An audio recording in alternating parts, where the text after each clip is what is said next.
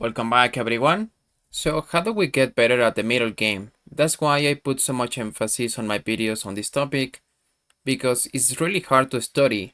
Probably we can separate two different topics, tactics and strategy. So today we're gonna see examples of both tactics and strategy. And alright, so let's start with this one. We're threatening to checkmate. So black has to do something about it. And let's say they move the rook, they just lose it here, right? Now, one move that makes sense in this position is to put the bishop here, targeting the two pieces. Okay, but we can have this sacrifice. We're sacking the queen because once they take, we can take back, and this is checkmate. This is one of the first things we should be looking for: tactics, forcing moves. Then maybe we have something that is a more positional, quiet game. But in this case, both of our pieces, in this case the knight and the queen, are being hit.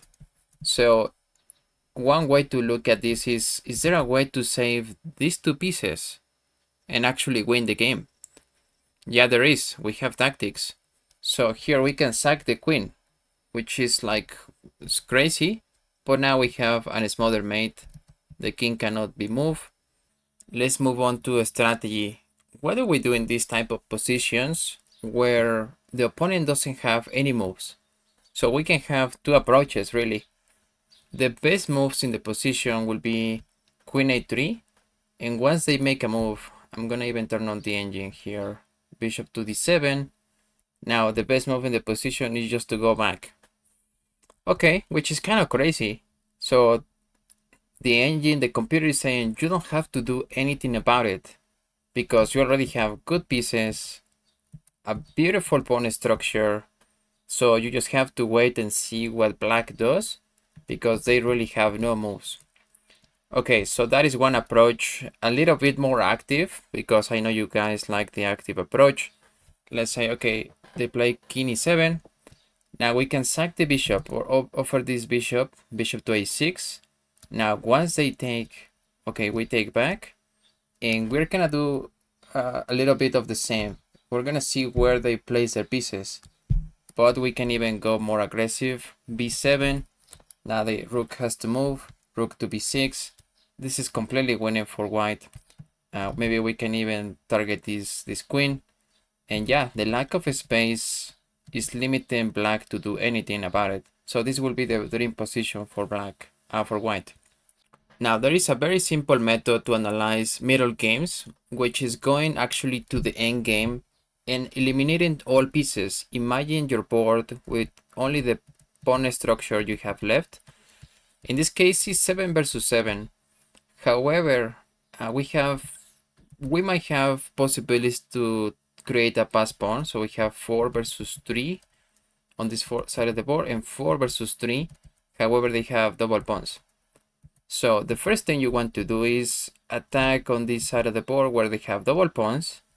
And this move c4 is not only, okay, stopping the pass pawns, but the huge difference in this position is how close the king is to the center.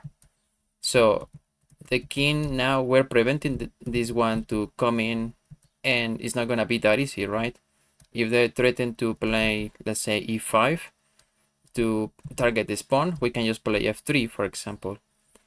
Okay, what happens if they go with b5?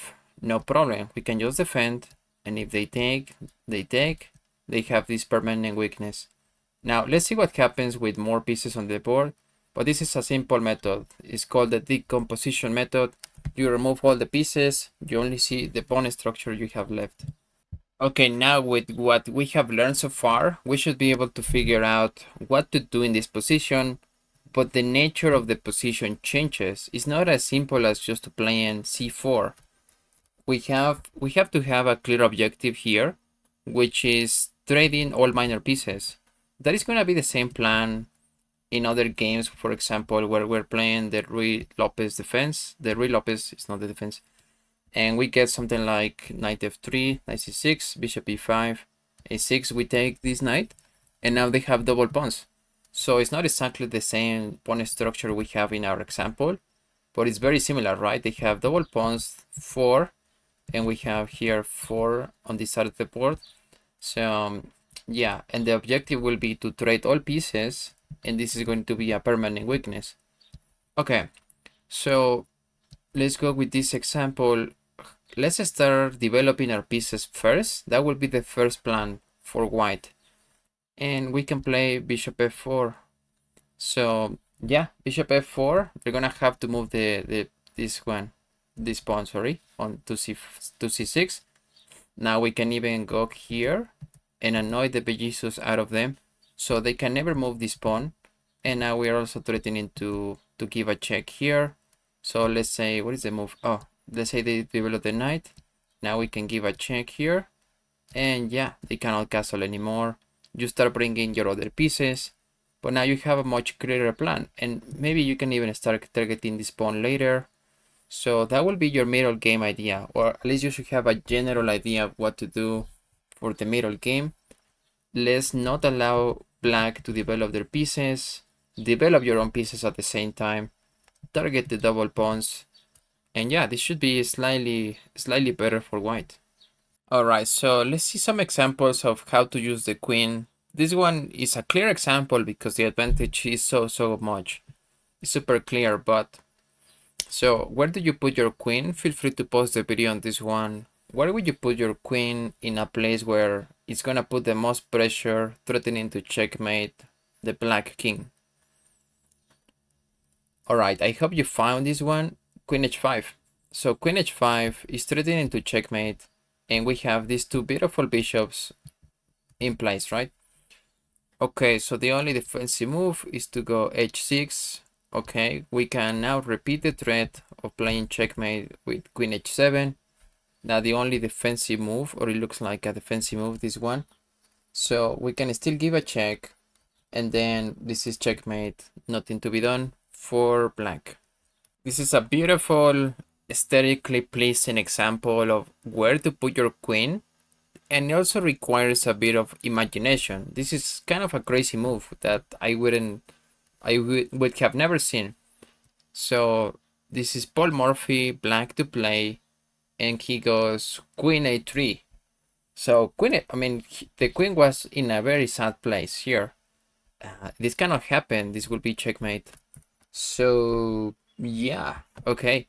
After queen a3, the best move for white is going to be c3, right? And the second best move in the position, out of curiosity, is to play bishop b5.